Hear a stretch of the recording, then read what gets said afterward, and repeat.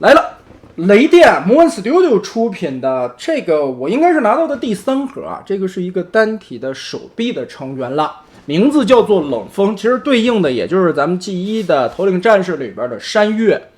盒子和之前的一些峰会的包装形式、个头什么的都是差不多的。外包装上边也是实物的照片展示，拿下去。配件的内容，首先有这么一个车厢的连接器，也就是说一个一个的中间可以桥接起来，是 C 型扣子咬合的。之前那2条双腿中间为什么没带这个连接器呢？主要是因为它是2头，那2条腿是一头一尾啊。而且这个连接器其实是磁铁吸附的，看似有2个扣子啊，是磁铁吸上去的，吸好了以后再拿这个扣子进行一个锁定。单体人物的一把小枪，单片的翅膀，片翼天使萨菲罗斯。当然它也是可以跟这么打开的，可以搭载在人形的后背上的。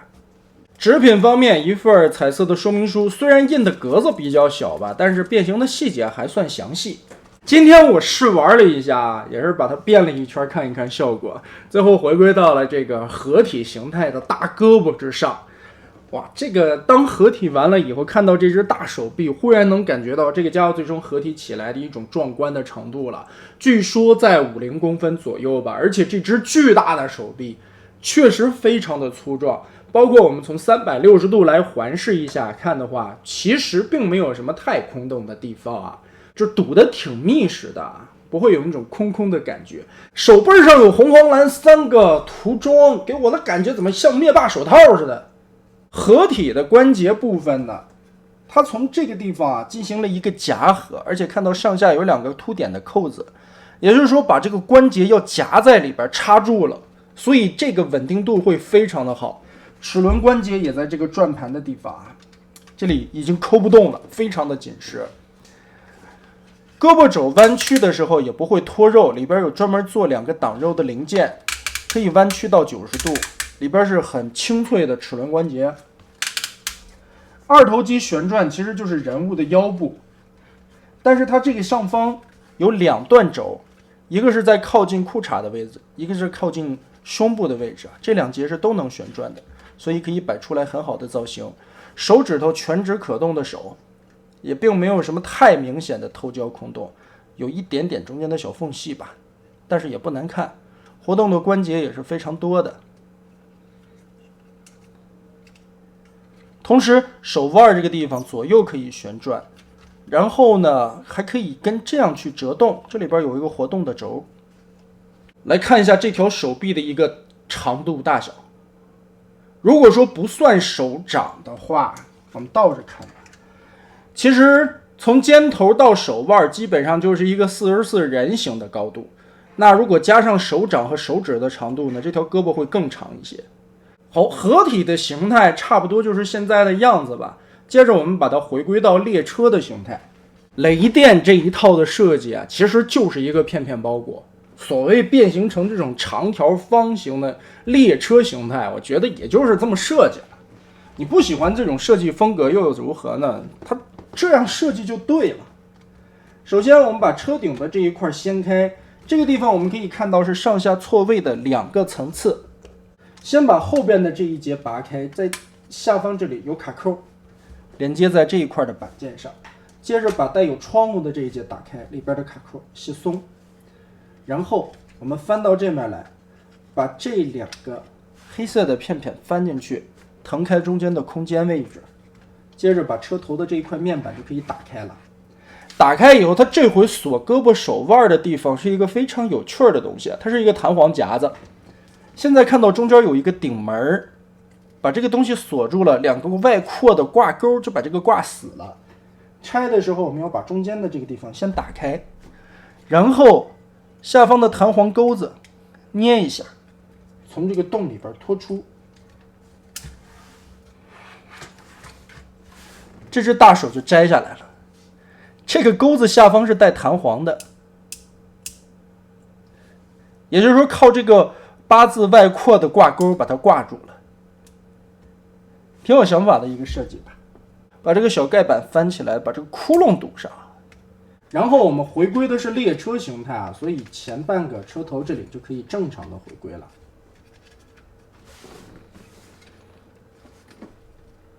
这个地方上面有双层啊，把这里的卡扣卸开，一片一片的卸吧，因为两个卡扣中间还有燕尾扣子咬合。你不着急，先把它打开。在合体形态下是这样的，错着位的，哎，把它放平，接着再往回填，咬住中间的卡扣，把这一块都做出来。中间的这一片立起来的板子不用去管它，来变形后边的这半截。后边这半截的变形呢，其实变起来还是挺复杂的吧，主要避让的很多啊。其实我们可以看到，它这个地方也做了一点小细节，就是在合体的零件上边，它这里做了一个堵空洞的盖板。这个地方本身原先是空的，这里专门设计了一个可折叠的盖板，把这个空洞的地方给你堵起来。这个想法很好。把这两个盖板先折动回来，回归一下，放在这儿。然后我们从中间啊一劈二，但是中间插的卡扣非常多，这个过程会很紧。哎，一点一点的拆，中间的卡扣都打开。尤其是这个合体关节啊，它中间连接的卡扣很紧。好，撬松。从这个角度看吧。这样好看一些。在这个方框的下方，这里是一个梯形挂钩，我们要顶一下，顶松这个挂钩，把这一块掀起来，然后往外折叠，腾开空间，把这块回归过来。脚顺着这个关节往里折一个90度，然后我们要把后边的这个板立起来，斜着的这个板立起来，搭成一个框子。接着脚踝下方的这里有一个双段关节的轴，先把它腾开位置，再把脚尖儿180度旋转，旋转的同时再把脚尖折一个90度啊，往回贴合，藏成这样的一个形式。然后这个地方是藏导轮的，把这里翻出来折动，翻到上方去。现在腿部中间就空了，我们可以 Z 字折叠把这个地方拉出来。拉出来的同时，我们现在已经腾开了这个边缘的阻挡位置啊，把下方这个黑色的条180度翻出来。好了，现在准备工作就差不多了。膝盖的齿轮折动一个90度，把它摊平。好，主要是把这个关节的齿轮折成一个垂直的角度。这个时候就可以收回腿部了，收回到这个角度，然后把这里中间的合体关节、肩膀合体关节立起来，保证这一面贴平掉。然后这个轮子我们转一下，放到这里，放到这里以后，这儿有一个七星钩的插销，我们把这个钩子跟这里挂上。这里插合，填满它，然后脚踝的位置折动、贴紧，卡扣咬合，回归过来。好了，一条腿的列车形态，其实这一半已经变完了，另一半我们一样的镜像的变形就可以了。好，这个时候就可以把两条腿中间所有的卡扣全部结合了。这个结合其实挺紧的，因为卡扣特别的多。整理一下，你还必须得对齐了。主要是这个合体的连接件中间的卡扣会很紧，捏一下。然后这个地方的两个燕尾扣子，顺着这里搭上去。哎。现在把它都密合上，这个地方可能还是有点紧啊，没插到，但是差不多吧，就这样。导轮的部分立起来以后，别忘了这个地方有一个小的锁点，把它翻起来，得有点指甲。这个边缘立起来，就可以把导轮这里锁住，不让它往回塌了，而且左右旋转也不影响。好，扣起来。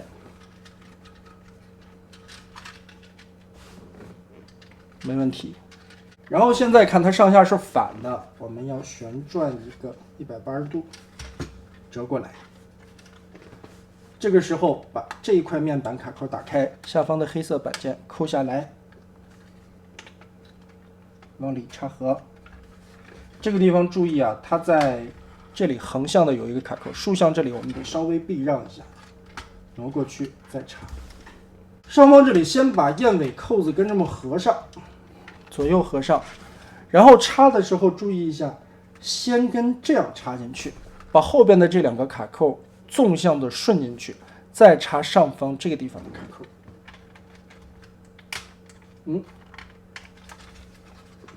前轮从这个地方分开这个方块的板子，打开它，往前翻动，导轮立起来。但是这个地方不太好扣，我们把这个小卡子翻起来锁上它。这个地方插住，然后这个地方会出现一个巨大的空洞，我们就可以把手臂、大手掌放进去，四指放下来，也算是在单体成员身上有了这么一个收纳合体零件的部位吧。它虽然不是一体变形出来的手臂，但是这个大手是可以收起来的，有这么一个藏的空间，挺好。最后把这个小翅膀从中间一劈2展开，这个是可以插在这儿的。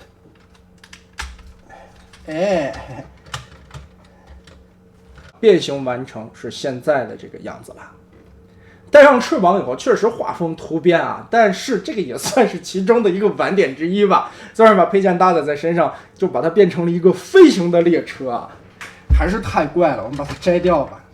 火车的造型刻画，无论说是涂装、配色，还有透明件的引用啊，处理的效果嘛，都还挺细致的，诚意还是可以的。但是呢，这一套给我一个更明显的感觉，就是它每一节的车厢好像都有一点点的短，就是比我们印象当中飞车队的这些车厢都短了那么一节啊。可能是它最后照顾到了合体所谓的一个形态的关系吧，或者说是人形单体的一个比例效果吧，所以它会做的这个车型啊，我觉得还是短了一点点。当时呢，我也在猜测这一套最终合体完了以后，会不会有外挂的配件来增长每一节列车车厢的一个长度。但我后来发现这一套合体啊，好像不是那么太需要什么裤衩了、泳衣了这些东西啊。单体的6个成员其实就能变出来大概其的一个框架了。所谓身上再点缀一些小的东西，也都是他们所带的一些配件武器的一些类。所以呢，可能最终这个车头每一个成员也就是这样的一个长度了。那这么说的话，还是让人觉得有一点可惜的。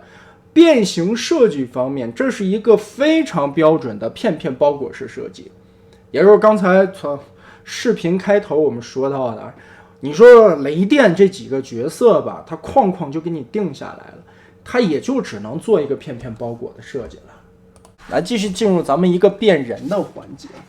我们从腿部这个地方开始变起吧。首先老规矩，先是把这几个导轮扣子都给它抠下去，这个地方锁的还挺紧的，说实话，你得使点劲儿啊，你没点指甲真的不好变。我还前几天刚剪完。好，然后这2个轮子是可以直接翻折下来摊平的。这2个轮子我们要先打开燕尾扣子，打开以后再把它折平。好，再翻到上面来，开始一块一块的拆它。就是刚才我们怎么密合的，现在怎么拆。刚才我就没把这个东西直接插到最底下，就是为了现在好拆。要不然你看，这个就是插到最后严丝合缝了，这条线对得很好，但是不好抠开了。压一下，给我指甲留个缝就行。先把这一块板立起来，中间是一个 Z 字折叠的连接。从腿部开始，我们就先把这一片侧面的这个车窗的位置打开它，这个地方让一下扣子。好，翻折下来，在这个地方有一个对插连接，把它固定住。黑色的这一片折叠回来，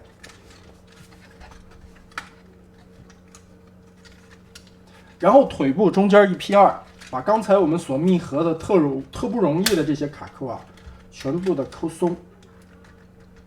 哎呀，呵，可以看到中间这里连接了非常多的卡扣，而且这些卡扣都特紧。先把这个地方的卡扣气颈钩打开，往起翻，这块翻开，脚踝翻开，立起来，脚尖从里边翻出来，好紧啊！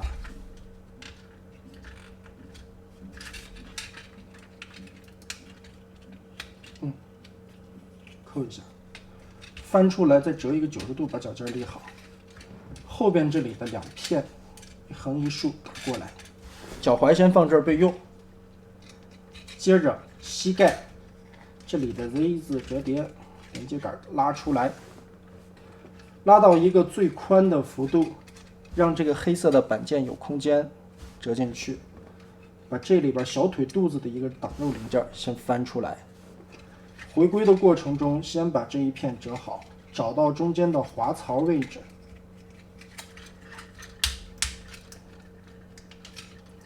先找滑槽吧，找到滑槽我们再放进去它。好，扣上，然后把这个地方锁上，导轮放进去，这个卡扣对上，都搁好。Z 字折叠，脚踝回归。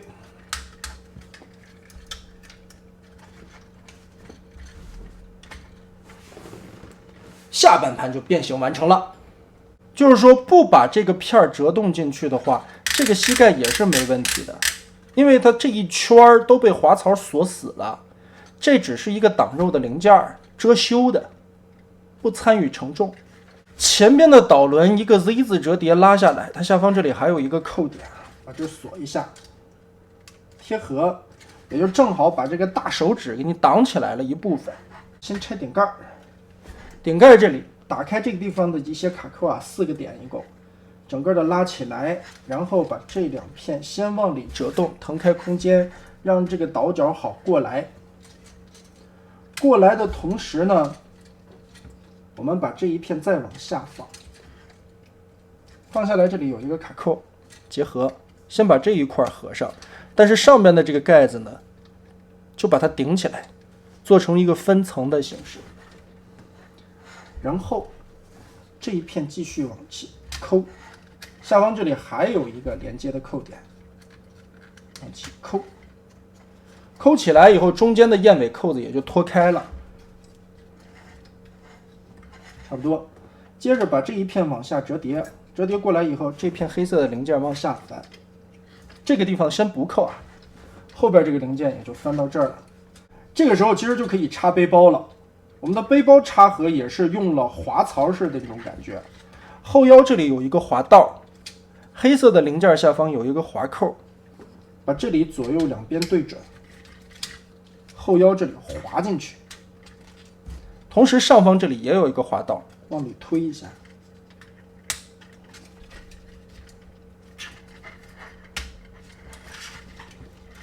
好，这个背包就压住了。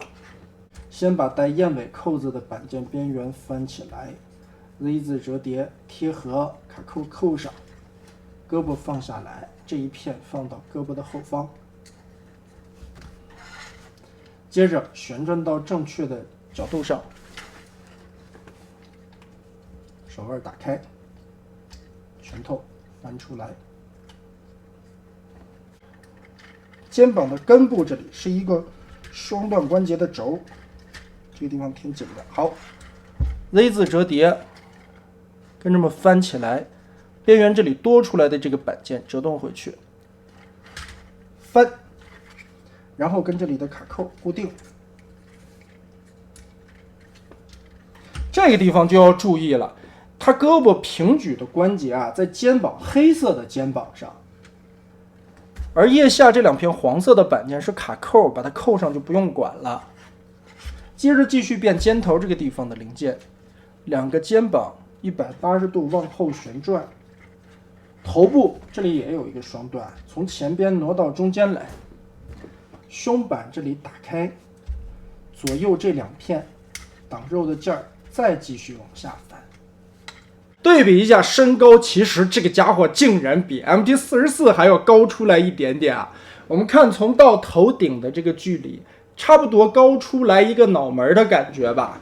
从侧面来看会有一些背包，但是这个背包呢，相对来说已经比 G1 那个玩具缩小了很多了，而且这个背包并不很长，再加上整个的身躯里边躯干的部分里边藏了一个合体的大手，虽然不是一体变形，但起码有一个收纳的地方啊。